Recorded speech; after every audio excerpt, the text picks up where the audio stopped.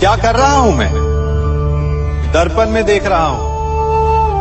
आप लोग भी प्रतिदिन देखते होंगे, परंतु प्रतिदिन अपना मुख देखने के बाद भी उस पर लिखी एक बड़ी सीख देखना भूल जाते हैं। अब आप कहेंगे कैसी सीख? तो जाइए, एक बार फिर से दर्पण के सामने जाइए और मुख खोलकर देखिए, क्या दिखेगा? दंत पंक्ति और जीभा, है ना? अब विचार कीजिए, दंत जन्म के पश्चात आते, एक नहीं 2 बार आते, परंतु मृत्यु से पूर्व नष्ट हो जाते हैं। और जीभा जन्म पहले से होती है, परंतु मनुष्य के मृत्यु के पश्चात भी उसके अस्तित्व में रहती है ना आश्चर्य की बात? दंत कठोर होते हैं, जीभा कोमल, परंतु फिर भी दंत नष्ट हो जाते हैं, जीभा नहीं होती। यही रहस्य है कि हठी और कठोर लोग शीघ्र नष्ट होते हैं और कोमल लचीले आवश्यकता के अनुसार स्वयं में परिवर्तन ला सकने में सक्षम लोगों का ही अस्तित्व रहता है। अर्थात परिस्थितियों के अनुसार स्वयं को लचीला बनाना सीखिए और आपका जीवन सरल हो जाएगा। संबंध एक सहारा होता है जीवन का, और संबंधी वो होते हैं जिनसे आवश्यकता पड़ने पर सहायता मांगी जा सके, जिन पर विश्वास किया जा सके कि बुरे समय में वो हमारे काम आएंगे। कभी ऐसा भी हुआ होगा कि आपके पास कोई सहायता मांगने आया, या ऐसा भी हो सकता है कि आप किसी के पास सहायता मांगने गए हैं, परंतु प्रश्न ये उठता है कि क्या केवल किसी के मंतव्य में उसकी सहायता इसीलिए कर देनी चाहिए क्योंकि वो आपका संबंधी है? अब आप कहेंगे कि ये कैसा प्रश्न हुआ?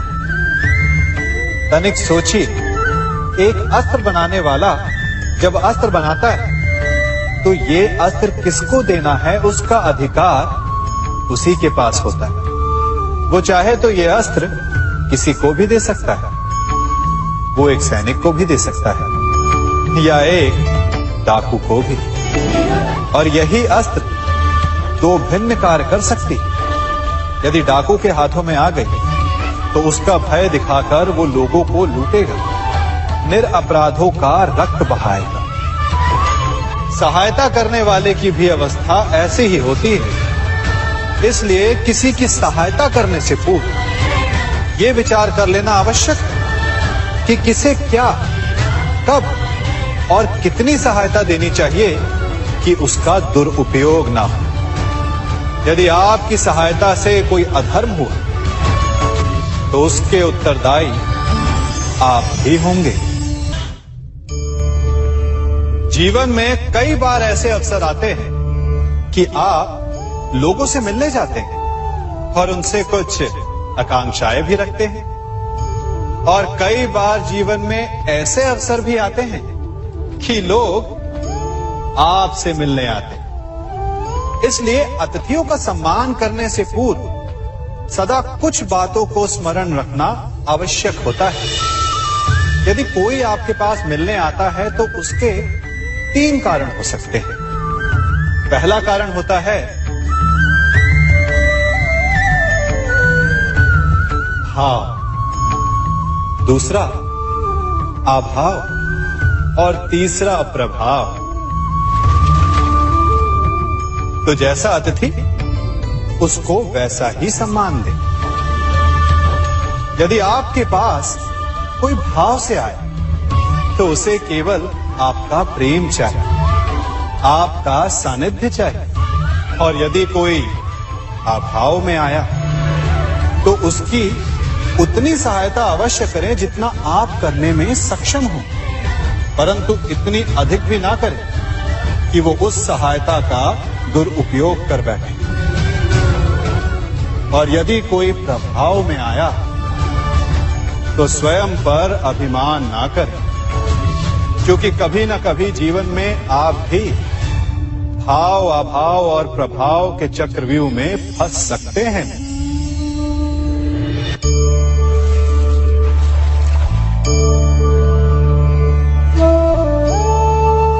यदि जल को मुट्ठी में कसकर बांधें, तो जल कैसे अपना मार्ग बनाकर निकल जाता है? इसी धारा की भांति यही अवस्था हमारे अपनों के साथ भी होती है। अधिकतर हम जिनसे प्रेम करते हैं, हम सदा उन्हें अपने समीप रखना चाहते हैं, स्वयं से दूर नहीं होने देना चाहते। चिंता करते हैं, भय खाते हैं कि कहीं उनके साथ या उनसे कुछ बुरा घटित ना हो जाए, और ऐसे में हमारे अपने ही हमसे दूर हो जाते हैं, ठीक मुट्ठी में बंधे जल की भांति। इसलिए जिनसे आप प्रेम करते हैं, उन्हें स्वतंत्र कर दीजिए, उनकी सोच को स्वतंत्र बनने दीजिए, उन्हें अपने मार्ग स्वयं ढूंढने दीजिए, क्योंकि आप सदा उनके साथ उन्हें मार्ग दिखाने के लिए नहीं रहने वाले। इसलिए अपनों के साथ अवश्य रहें, परंतु उन्हें बांधे नहीं। जन्म के पश्चात बालक जब पहली बार अपने नेत्र खोलता है, तो उसका मन उत्सुकता से भरा होता है कि ये संसार क्या है, उसे क्या दिख रहा है। ये उसके जीवन का नया आरंभ होता है। परंतु जैसे हम धीरे धीरे बड़े होने लगते हैं, अनुभव अर्जित करते हैं, हमारे मन की उत्सुकता, हमारे जीवन का चाव होने लगता है।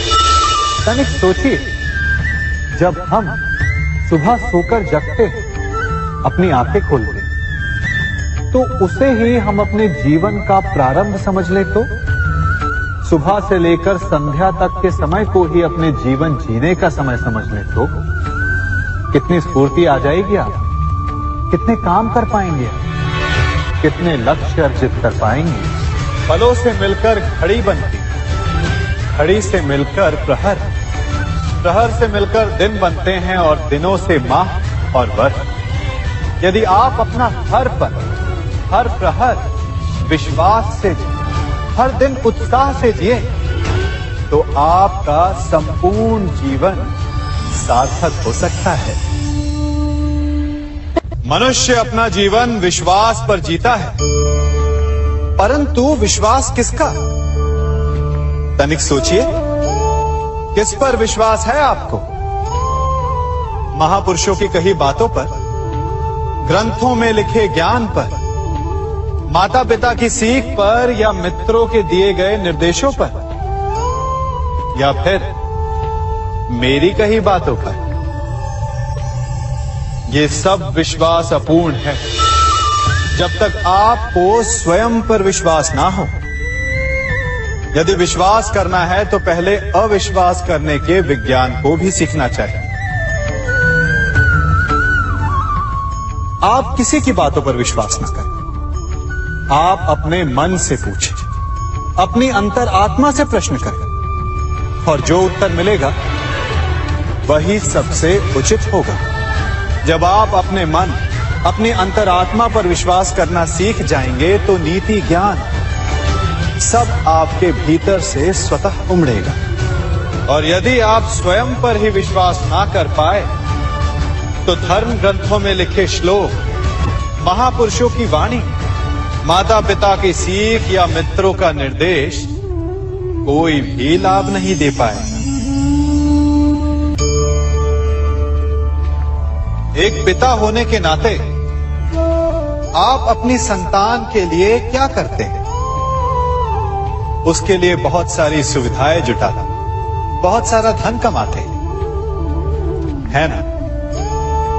और क्या आपको ऐसा लगता है कि यही उचित है आपकी संतान के लिए? इस पंछी को देख रहे हैं,